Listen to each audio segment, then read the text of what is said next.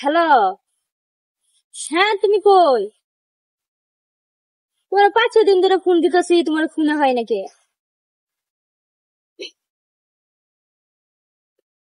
আমি একটু বাগানে আছি। তুমি কই আছো?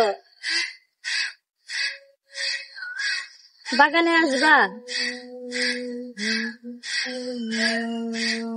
তোমার আসতে হবে, কিছু কথা আছে তোমার সাথে।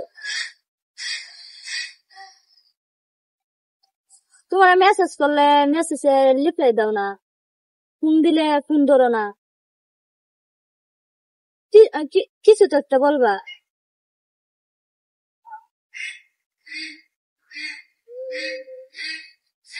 তুমি বাগান আয়ো, ওইতে থাকবা না তাহলে যাই বাগান। তুমি গেলা গেছো, তোমার আটকে রাখতে পারতাম না।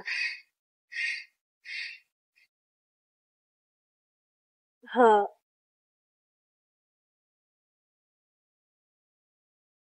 যাই এখন আইবা। কতক্ষণ লাগবে? 10 মিনিট। তাড়াতাড়ি আসো। হ্যাঁ, হ্যাঁ।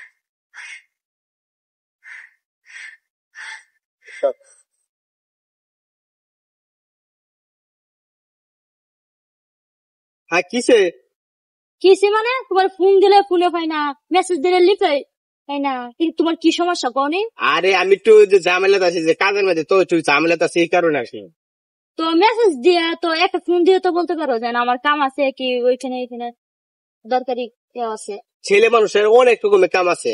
আমি কি তোমার এই মেসেজের রিপ্লাই আর ফোন লেবো রিসি? হ্যাঁ, আমার কি কাম থাকতে পারে না? তোমার কাম রয়ে তো তোমরা তো কই নাই যে না, আমার মেসেজ দাও কি হরো।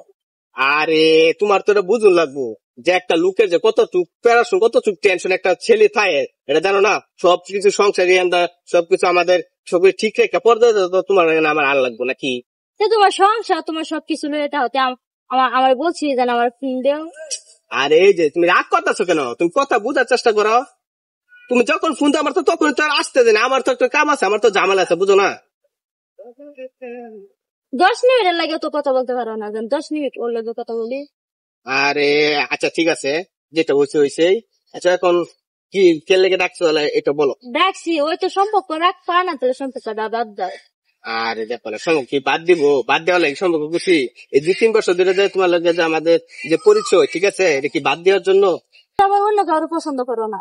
আরে না, বুকা নাকি তুমি? তুমি ছাড়া আমি অন্য কারো পছন্দ করি? আবার যদি কয়েকদিন পরে চলে যাও।